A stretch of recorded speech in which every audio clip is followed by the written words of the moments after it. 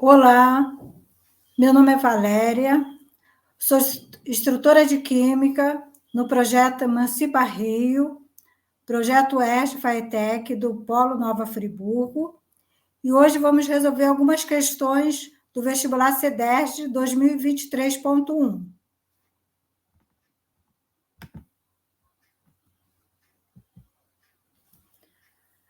A primeira questão é a questão 37. Os principais componentes dos fertilizantes minerais são compostos que contêm os elementos químicos nitrogênio, fósforo e potássio, e que podem ser combinados em diferentes proporções para fabricar os fertilizantes do tipo NPK, dependendo da necessidade do solo a ser tratado.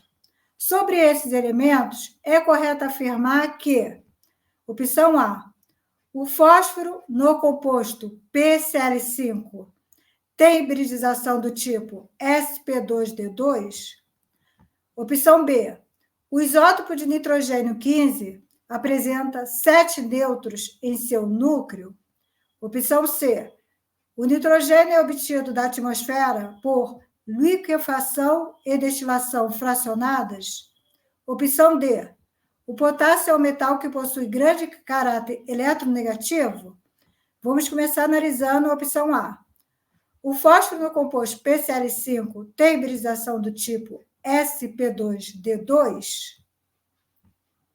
Não, porque no composto PCl5, a hibridização desse composto é do tipo sp3d, porque são utilizados 5 orbitais e ocorre a hibridização sp3d, dando uma estrutura trigonal bipiramidal. A partir daí, concluímos que a opção A está incorreta. Opção B. O isótopo de nitrogênio 15 apresenta 7 nêutrons em seu núcleo? Não, opção incorreta. Por quê? Porque a massa atômica desse isótopo é igual a 15. O número atômico do nitrogênio é igual a 7. E o número de nêutrons, sabemos que o número de massa é igual ao número atômico, que é igual ao número de prótons, mais o número de nêutrons. Número de nêutrons vai ser o número de massa menos o número atômico. Então, o número de nêutrons vai ser igual a 15 menos 7, que vai ser igual a 8 nêutrons. Então, o isótopo de nitrogênio 15 apresenta 8 nêutrons em seu núcleo. Então, a opção B está incorreta. Opção C. O nitrogênio é obtido da atmosfera por liquefação e destilação fracionadas? Correto. O nitrogênio é obtido por liquefação e destilação fracionadas. Opção D. O potássio é um metal que possui grande caráter eletronegativo? Incorreta, uma vez que o potássio ele é do grupo 1, do grupo dos metais alcalinos, e ele possui caráter eletropositivo. Então, a única opção correta é a opção C. Questão número 38. Questão número 38.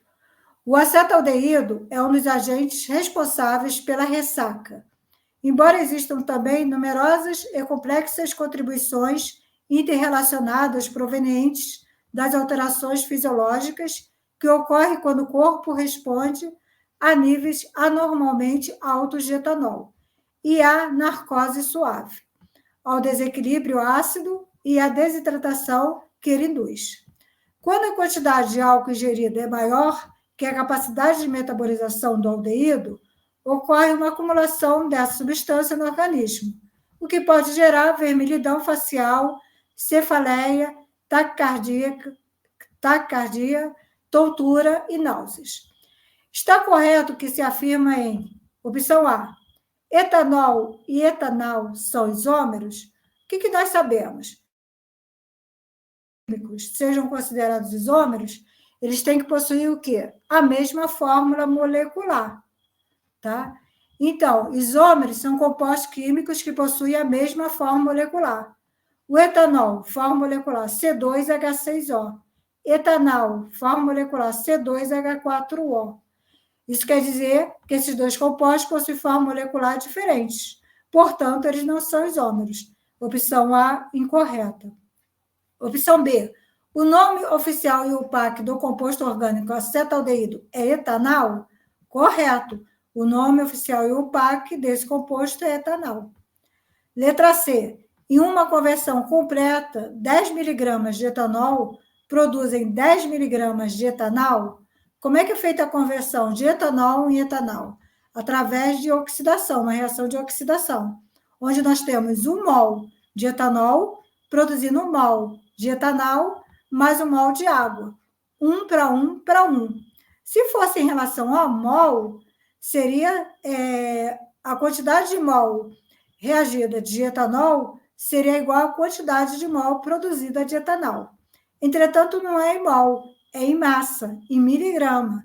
Então, como a massa molar do etanol é diferente da massa molar do etanol, uma vez que as formas moleculares são diferentes, então 10 miligramas de etanol não produzirá 10 miligramas de etanol. Então, a opção C está incorreta. A opção D.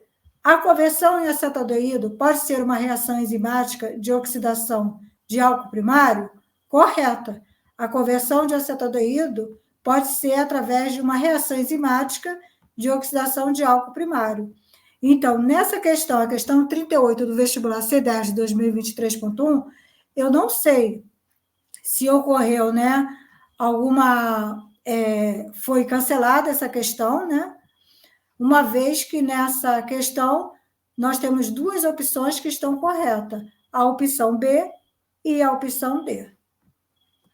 Se ocorrer algum recurso, né, para que a questão fosse cancelada, uma vez que você tem duas opções corretas. Letra B e letra D. Questão 39. Certa massa de gás estava contida em um recipiente de 45 litros, a temperatura de 33 graus Celsius e a pressão de 6 atm.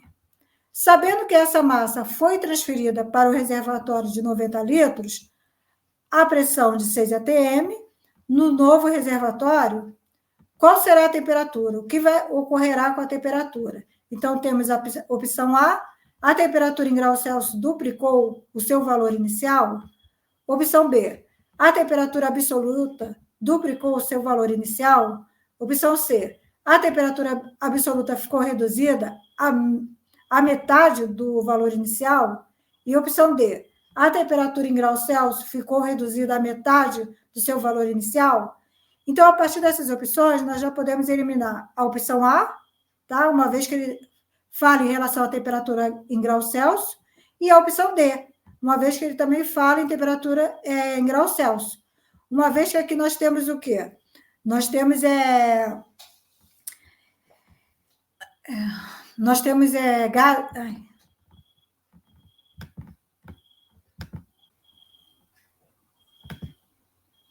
nós podemos eliminar a opção A e a opção D, uma vez que essa questão é uma questão de termodinâmica. Em termodinâmica, nós sabemos o quê? Que a temperatura, né, ela é utilizada o quê? Em kelvins, não em graus Celsius. Então, podemos eliminar a opção A e a opção D. Ficamos com a opção B e a opção C.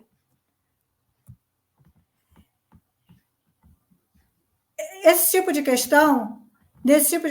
questão, está ocorrendo uma transformação isobárica. Por quê? Porque a pressão utilizada é constante, tá? No primeiro caso, e a massa do gás também. Então, temos uma massa de gás que está contida em um recipiente de 45 litros, a temperatura de 33 graus Celsius e a pressão de 6 atm.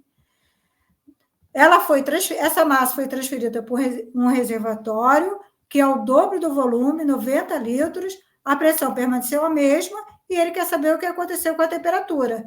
Então, se a pressão permanece a mesma, a transformação é isobárica. Nós temos 3 tipos de transformação. Transformação isotérmica, quando a temperatura permanece constante. Transformação isobárica, pressão constante. E transformação isocórica, quando o volume permanece constante. Então, a partir dessa transformação isobárica, nós podemos utilizar essa fórmula aqui. Pressão inicial vezes volume inicial, dividido pela temperatura inicial. É igual a pressão final vezes volume final, dividido pela temperatura final. Como a pressão é constante, uma vez que a transformação é isobárica, nós podemos cortar a pressão com pressão e ficamos o volume inicial dividido pela temperatura inicial é igual ao volume final dividido pela temperatura final. Volume inicial, 45 litros. Temperatura inicial, tem que passar a temperatura para Kelvin. Então, basta somar 273. 33 mais 273, 33 mais 273, 306 Kelvin.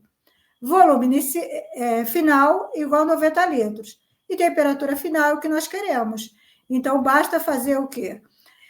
Temperatura inicial vezes o volume final dividido pelo volume inicial. Achamos que a temperatura final é igual a 612 kelvins. Isso quer dizer que a temperatura final é o dobro da temperatura inicial. Então, ficamos com a opção B e a opção C. Então, a opção B, a temperatura absoluta duplicou seu valor inicial, correto, dobrou. C, a temperatura absoluta ficou reduzida à metade da inicial, está incorreta. A partir desses cálculos, né, chegamos à conclusão que a opção correta é a opção B. Questão 40. A concentração de íons magnésio mais 2 e do íon Cl- em uma solução preparada pela adição de 190 gramas de cloreto de magnésio em quantidade de água suficiente para obter 2,5 litros de solução, são aproximadamente... Então, ele quer saber o quê? Ele quer saber a concentração de íons magnésio mais 2 e do íon Cl-1. Então, primeira coisa a ser feita é determinar a massa molar do cloreto de magnésio. E como é que nós determinamos a massa molar do cloreto de magnésio? É a massa atômica do magnésio mais 2 vezes a massa atômica do cloro. Massa atômica do magnésio na tabela periódica, 24,30. Mais 2 vezes a massa atômica do cloro, 35,45. A massa molar do cloreto de magnésio, 95,21 gramas por mol. Segundo passo é escrever a equação de dissociação do cloreto de magnésio. Então, a equação de dissociação do cloreto de magnésio, ele produz íon magnésio mais 2, mais 2 mol de íon cloro menos 1. Resolução.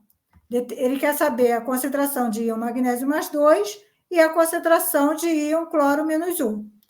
Nós temos o volume de solução, temos a massa molar do cloreto de magnésio, do soluto, e temos o quê? A massa, né, do soluto também.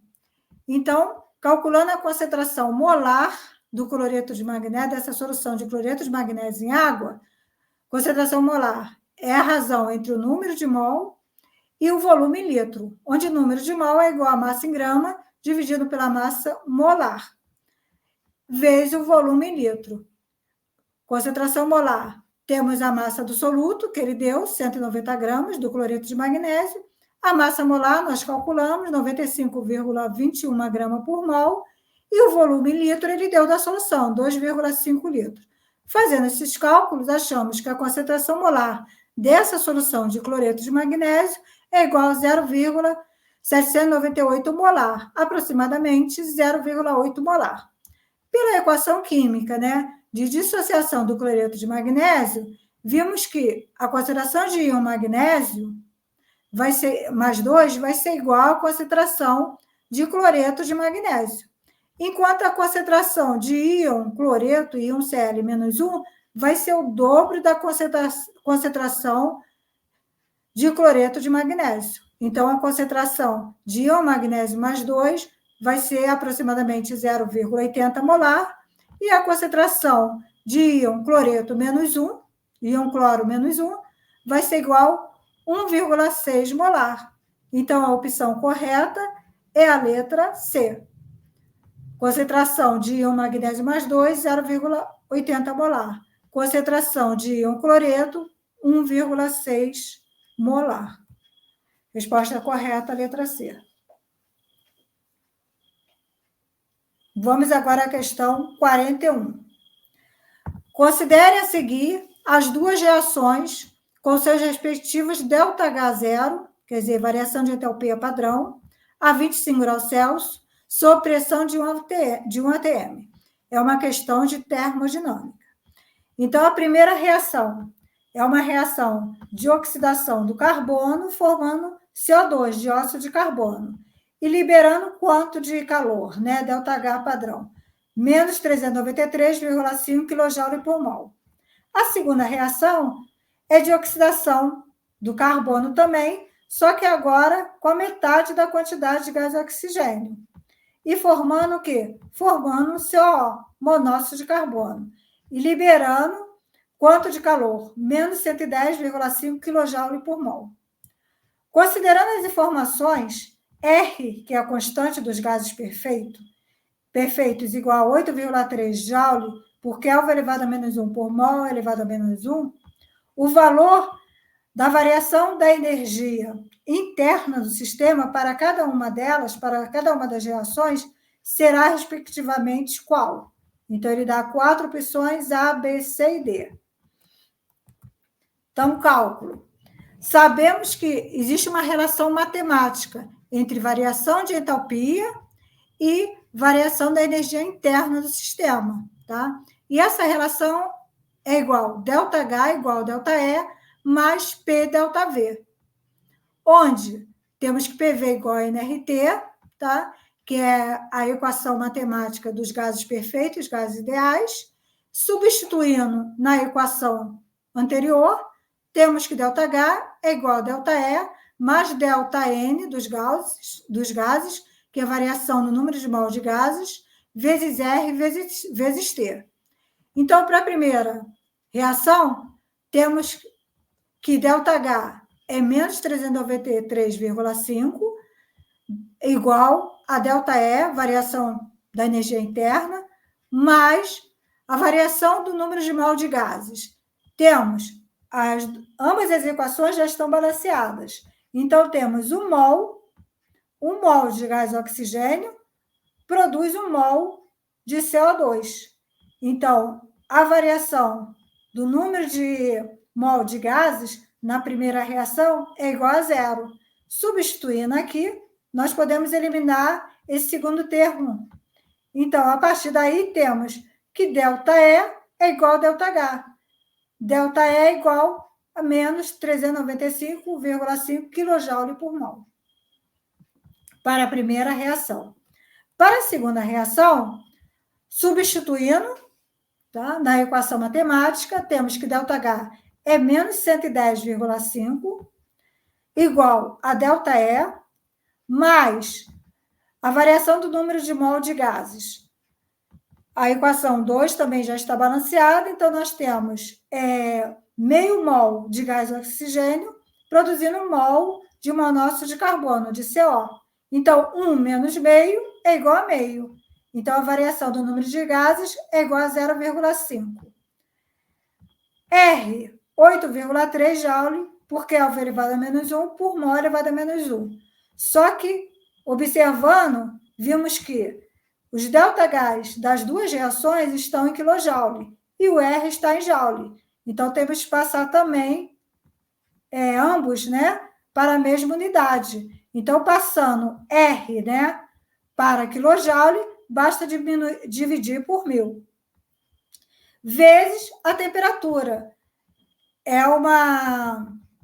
É termodinâmica, então temos que utilizar o quê? São conceitos termodinâmicos. Temos que utilizar a temperatura em Kelvin. Então, vai ser 25 mais 273, que vai dar 298 kelvins. Fazendo essas continhas aqui, essa matemática, temos que menos 110,5 é igual a ΔH mais 1,237, onde ΔE vai ser igual a menos 111,7 kJ por mol. A partir desses resultados, chegamos à conclusão que a opção correta é a opção A. ΔE para a primeira reação, a variação da energia interna para a primeira reação, menos 393,5, kJ por mol. E para a segunda reação, menos 111,7 kJ por mol.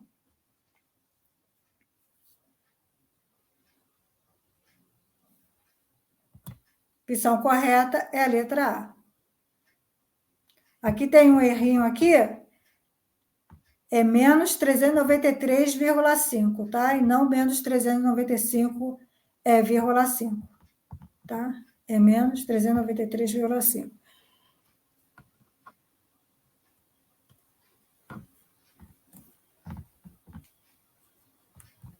Passando para a próxima questão, observe as seguintes reações. Cobre mais 2 elétrons e no cobre 0. É uma reação de redução. Segunda, prata mais um elétron e na prata 0. E terceira, zinco mais 2 elétrons e no zinco 0. São 3 reações, né, de cobre mais 2, de prata mais 1 e zinco mais 2, reações de redução. Sabendo que soluções de nitrato de cobre, nitrato de prata e nitrato de zinco foram conectadas em série por meio de eletrodos e que 10 gramas de cobre são depositados, é correto afirmar que a massa em gramas de prata e de zinco, além do valor da carga em Coulomb usada, são respectivamente. Então, como é que se resolve essa questão? É uma questão de eletrólise. Então, o que nós sabemos? Que 1 mol, para a primeira reação, 1 mol de cobre mais 2, tá? Vai reagir com 2 mol de elétrons. Temos que 1 mol de cobre mais 2, a massa atômica do cobre, verificando a tabela periódica, é igual a 63,5 gramas. Então, 63,5 gramas está para 2 mol de elétrons. Quanto ele foram por meio de eletrodo e que 10 gramas de cobre são depositados. Quanto de cobre foi depositado? 10 gramas. 10 gramas de cobre está para X mol de elétrons. Então, X mol de elétrons vai ser igual a 0,315 mol de elétrons. 0,315 mol de elétrons. Como os 3 eletrodos estão conectados em série, então, a mesma quantidade de elétrons que você tiver no cobre terá na prata e terá também no zinco, no eletrodo de prata e no eletrodo de zinco. Então, agora o de prata. 1 mol de prata vai reagir com 1 mol de elétrons. Podemos verificar isso na segunda, essa informação na segunda reação. 1 mol de prata vai reagir com 1 mol de elétrons. A massa atômica da prata é 108 gramas. Dá para 1 mol de elétrons. Assim como X gramas de prata, que é o que nós queremos saber, né? A massa em gramas de prata e a massa em gramas de zinco, X gramas de prata tá para 0,315 mol de elétrons, que é a quantidade de elétrons que nós achamos a partir do cobre. A partir de quê? De 10 gramas de cobre que foram depositados. Então, achamos que X é igual a 34 gramas de prata. Então, temos que a massa em gramas de prata é igual a 34 gramas de prata. Para o zinco agora, 1 mol de zinco, tá? Vai reagir com 2 mol de elétrons. 65,5 gramas de zinco, que é a massa atômica de zinco, reage com 2 mol de elétrons, assim como 0,315 mol de elétrons vai reagir com X gramas de zinco. Então, vamos ter que a massa depositada de zinco foi igual a 10,31 gramas. Então, já temos, né, a massa de prata, tá, em gramas, e a massa de zinco em gramas também. Então, a partir desses 2 resultados, né, podemos verificar que a opção correta seria a letra D. A letra A está incorreta, a letra B está incorreta, a letra C está incorreta. A partir da massa, né, que foi encontrada em gramas de prata e de zinco. Então, a letra D estaria correta. 34 gramas de prata, 10,3 gramas de zinco. Agora, vamos calcular o valor da carga em Coulomb. Sabemos que 1 mol de elétron tá para 96.500 Coulomb. Então, quanto nós temos de elétrons, né, em 10 gramas de cobre? 0,315 elétrons. Vai estar para quanto de carga em Coulomb? Vai estar o quê? Para 30,4 vezes 10 elevado a 3 Coulomb. Se um mol de elétron está para 96.500 Coulomb, 0,315 mol de elétrons vai estar para 30,4 vezes 10 elevado a 3 Coulomb. E pela opção D, verificamos 30,4 Coulomb. Então, também não sei se ocorreu recurso em relação a essa questão e se essa questão foi cancelada. Porque, pelos nossos cálculos, né, que estão corretos, nenhuma das opções, nem A, nem B, nem C, nem D, estão corretas, tá? Uma vez que houve um erro aqui de digitação, né, no valor da carga em Coulomb, que foi obtida.